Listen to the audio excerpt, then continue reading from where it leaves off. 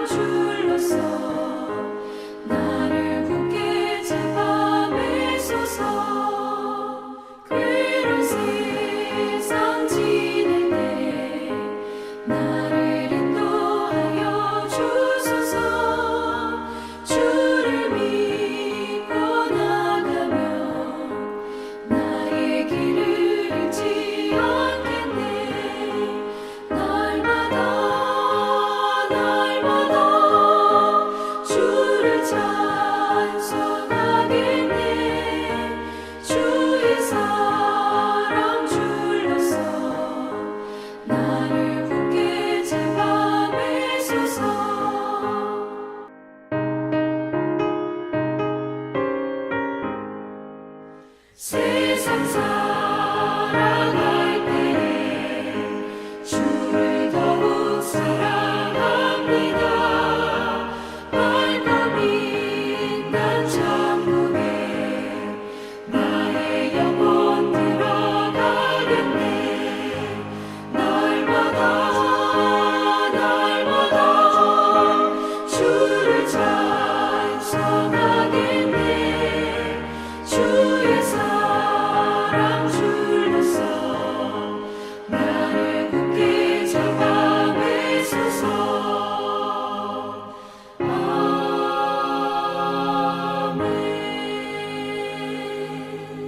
하나님 아버지 감사합니다. 지난밤에도 평안한 쉼을 저희들에게 허락해 주셔서 육신의 피로를 풀어주시고 오늘 새벽 미명부터 저희들을 또 친히 깨우시고 주님께서 주신 사명을 이어갈 수 있도록 또 하루를 허락해 주심을 감사드립니다. 또한 영혼의 양식을 공급해 주심으로 영적인 건강함으로 주님께서 맡기신 일을 힘을 다해 감당할 수 있도록 은혜를 내려주심도 감사드립니다. 이 시간 주님께서 저희들을 위해 예비하신 생명의 말씀을 통해 다시 새 영적 힘을 공급받고 어떤 상황에서도 흔들리지 않고 주님께서 인도하시는 대로 나아감으로 순종하는 자에게 주님께서 예비하신 승리의 축복을 누리며 하나님께 영광 돌리는 하루가 되게 하여 주옵소서. 감사드리오며 우리 주 예수 그리스도의 이름으로 기도드리옵나이다. 아멘. 자, 이 시간에 하나님이 주시는 말씀은 창세기 28장 1절부터 22절까지 말씀 보겠습니다. 자, 화면을 보시면서 창세기 28장 1절부터 함께 합독하시겠습니다. 이삭이 야곱을 불러 그에게 축복하고 또 당부하여 이르되 너는 가나안 사람의 딸들 중에서 아내를 맞이하지 말고 일어나 밧단나람으로 가서 내 외조부 부두엘의 집에 이르러 거기서 내 외삼촌 라반의 딸 중에서 아내를 맞이하라. 전능하신 하나님이 내게 복을 주시어 내가 생육하고 번성하게 하여 내가 여러 족속을 이루게 하시고 아브라함에게 허락하신 복을 내게 주시되 너와 함께 내 자손에게도 주사 하나님이 아브라함에게 주신 땅 곧 내가 거류하는 땅을 내가 찾아 맞이하게 하시기를 원하노라. 이에 이삭이 야곱을 보내매 그가 밧단 아람으로 가서 라반에게 이르렀으니 라반은 아람 사람 부두엘의 아들이요 야곱과 에서의 어머니 리브가의 오라비더라. 에서가 본즉 이삭이 야곱에게 축복하고 그를 밧단 아람으로 보내어 거기서 아내를 맞이하게 하였고 또 그에게 축복하고 명하기를 너는 가나안 사람의 딸들 중에서 아내를 맞이하지 말라 하였고 또 야곱이 부모의 명을 따라 밧단 아람으로 갔으며 에서가 또 본즉 가나안 사람의 딸들이 그의 아버지 이삭을 기쁘게 하지 못하는지라. 이에 에서가 이스마엘에게 가서 그 본처들 외에 아브람의 아들 이스마엘의 딸이요 느바이옷의 누이인 마할랏을 아내로 맞이하였더라. 야곱이 부엘세바에서 떠나 하란으로 향하여 가더니 한 곳에 이르러는 해가 진지라 거기서 유숙하려고 그곳에 한 돌을 가져다가 베개로 삼고 거기 누워 자더니 꿈에 본즉 사닥다리가 땅 위에 서 있는데 그 꼭대기가 하늘에 닿았고 또 본즉 하나님의 사자들이 그 위에서 오르락 내리락 하고 또 본즉 여호와께서 그 위에 서서 이르시되 나는 여호와니 너의 조부 아브라함의 하나님이요 이삭의 하나님이라. 내가 누워있는 땅을 내가 너와 내 자손에게 주리니 내 자손이 땅의 티끌같이 되어 내가 서쪽과 동쪽과 북쪽과 남쪽으로 퍼져 나갈지며 땅의 모든 족속이 너와 내 자손으로 말미암아 복을 받으리라. 내가 너와 함께 있어 내가 어디로 가든지 너를 지키며 너를 이끌어 이 땅으로 돌아오게 할지라. 내가 네게 허락한 것을 다 이루기까지 너를 떠나지 아니하리라 하신지라. 야곱이 잠이 깨어 이르되 여호와께서 과연 여기 계시거늘 내가 알지 못하였도다. 이에 두려워하여 이르되 두렵도다 이곳이여 이것은 다름 아닌 하나님의 집이요 이는 하늘의 문이로다 하고 야곱이 아침에 일찍 일어나 베개로 삼았던 돌을 가져다가 기둥으로 세우고 그 위에 기름을 붓고 그곳 이름을 베델이라 하였더라. 이 성의 옛 이름은 루스더라. 야곱이 서원하여 이르되 하나님이 나와 함께 계셔서 내가 가는 이 길에서 나를 지키시고 먹을 떡과 입을 옷을 주시어 내가 평안히 아버지 집으로 돌아가게 하시오면 여호와께서 나의 하나님이 되실 것이요 내가 기둥으로 세운 이 돌이 하나님의 집이 될 것이요 하나님께서 내게 주신 모든 것에서 10분의 1을 내가 반드시 하나님께 드리겠나이다 하였더라. 아멘. 여러분, 우리가 살다 보면 예상치 못한 고난의 상황을 만나서 광야에 홀로 선 것 같은 순간을 만날 때가 있습니다. 오늘 본문의 야곱이 바로 그런 상황을 만난 사람이었습니다. 형의 칼날을 피해서 어머니 품을 떠나 정든 집을 등지고 한 번도 가본 적이 없는 외삼촌 라반의 집을 향해 홀로 광야길을 걸어가야 했습니다. 변변한 짐도 없었습니다. 기다려줄 사람도 없었습니다. 환영해줄 사람도 없었습니다. 해가 지자 차가운 돌을 베개 삼아 잠을 청해야 했던 처량한 나그네 신세였습니다. 그런데 놀랍게도 바로 그 광야 한복판에서 하나님은 야곱을 친히 만나주시고 너는 약속을 받은 자라고 하시며 다시 일으켜 세워주십니다. 여러분, 우리도 하나님의 약속을 받은 자들인 줄 믿습니다. 그래서 하나님은 오늘 본문을 통해서 우리가 하나님의 약속을 받은 믿음의 자녀들이라면 어떤 삶을 이 땅에서 살아야 하는지 말씀하고 계십니다. 첫째로 약속을 받은 자라면 약속을 기대하며 살아야 한다라고 하십니다. 자, 오늘 보면 1절부터 9절을 보면요. 이삭이 야곱을 불러 축복합니다. 가나안 사람의 딸이 아닌 밧단 아람으로 가서 외삼촌 라반의 딸 중에 아내를 맞이하라 라고 하면서 아브라함에게 주신 전능하신 하나님의 복을 야곱에게 온전히 전수해 줍니다. 여러분, 여기서 우리가 주목해야 할 것은요.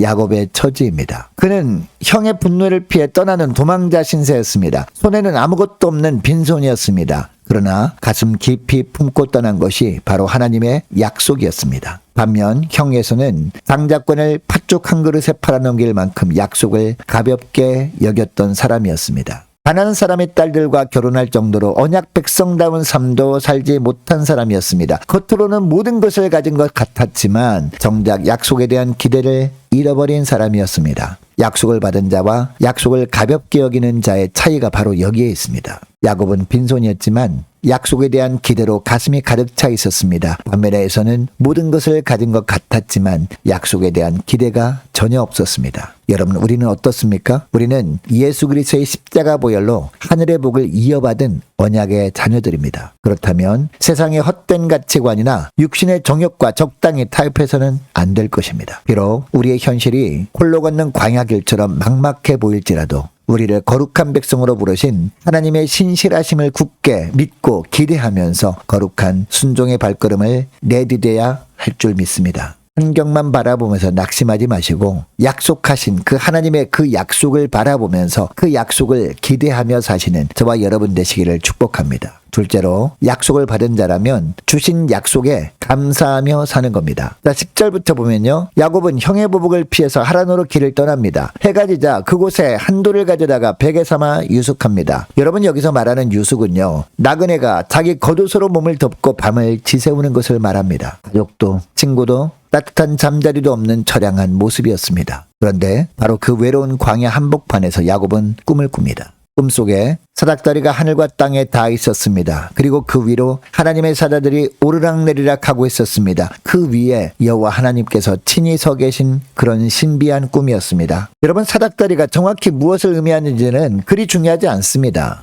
정말 중요한 것은요, 하늘에 계신 하나님께서 광야에 홀로 누운 야곱에게 친히 나타나셨다는 사실입니다. 여러분, 이 장면은 하나님께서 야곱을 살피시고 보호하고 계셨음을 보여주는 장면입니다. 그리고 14절과 15절 말씀해 보니까 하나님께서 분명한 약속을 해주십니다. 땅의 약속, 자손의 약속, 그리고 무엇보다 함께 하심의 약속입니다. 여러분, 15절에 나오는 함께라는 말은요, 결합하다라는 뜻을 가집니다. 하나님과 야곱은 이제 결코 떼어놓을 수 없는 동행의 관계가 된 겁니다. 여러분, 우리가 지금까지 수많은 광야를 지나오면서도 오늘 이 자리에 살아있는 이유가 뭔지 아십니까? 하나님께서 우리를 살피시고 보호하셨기 때문입니다. 여러분, 그러므로 척박해 보이는 현실 속에서도 불평이 아닌 감사로 채우는 복된 하루가 되시기를 축복합니다. 셋째로, 약속을 받은 자라면 약속을 신뢰하며 사는 겁니다. 자, 16절부터 보면 야곱이 마침내 잠에서 깨어나서 여호와께서 과연 여기 계시거늘 내가 알지 못하였도다 라고 외칩니다. 꿈을 통해 야곱이 깨달은 것이 무엇이었습니까? 하나님은 특정한 장소에만 계신 분이 아니다라는 겁니다. 어느 곳에서든지 자신을 계시하시는 분이라는 사실을 깨달은 겁니다. 그는 하나님의 임재와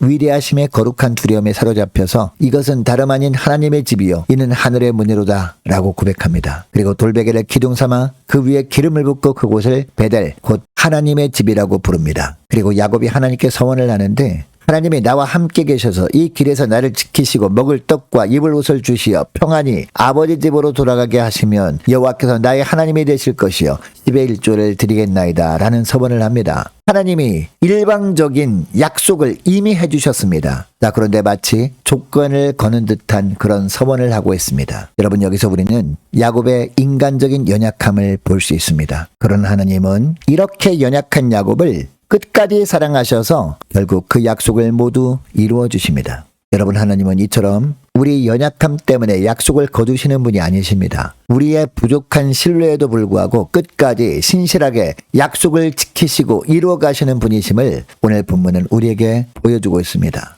여러분, 우리에게도 야곱처럼 약속을 받고서도 온전히 그 약속을 신뢰하지 못하는 연약함이 있을 수 있습니다. 그럼에도 하나님은 연약한 이런 우리를 결코 버리지 않으시고 함께 하셔서 충만한 삶을 살게 하시는 하나님이십니다. 야곱처럼 우리에게도 부족한 믿음이 있지만 그럼에도 우리를 끝까지 사랑하시는 그 하나님을 온전히 신뢰하겠다고 결단할 뿐만 아니라 머무는 자리가 하나님의 집 베델이 되도록 결단하는 복된 저와 여러분 되시기를 축복합니다. 자, 오늘 말씀을 기억하고 이 시간에 기도할 때 이렇게 기도했으면 좋겠습니다. 하나님, 광야 같은 현실 속에서도 세상과 타협하지 않고 주님의 약속을 끝까지 기대하며 살게 하옵소서. 하나님, 나를 살피시며 함께 하시는 주님의 섬세한 손길을 깨닫고 매일을 뜨거운 감사로 살게 하옵소서. 하나님, 연약한 저를 끝까지 사랑하시고 약속을 이루시는 신실하신 주님만을 온전히 신뢰하며 살게 하옵소서. 간절히 기도하는 이 새벽 될 수 있기를 원합니다. 계속해서 기도하기를 원하는 것은 한 주간 동안 각 가정의 직장과 사업장을 위해서 우리 함께 기도하기를 원하고 각 구역 식구들과 자녀들을 위해서 또한 저와 여러분을 위해서 함께 기도하기를 원합니다. 남녀전도회 청년부 임력원들을 위해서 함께 이 시간에 기도하기를 원하고 교회 재정을 위해서도 함께 기도하기를 원합니다. 유초등부 중고등부 청년부를 위해서 남녀전도회와 각 구역을 위해서 함께 기도하기를 원하고 또 많은 환우들이 있습니다. 환우들을 위해서 기도해 주시기 바랍니다. 취업을 앞둔 청년들을 위해서 선교사님들 가정들 과 나라와 민족을 지켜 주옵소서. 함께 기도하길 원하고 우리 교회 앞날을 위해서 저와 여러분이 가지고 나온 기도 제목을 놓고 함께 이 시간에 기도하길 원합니다. 기도하겠습니다.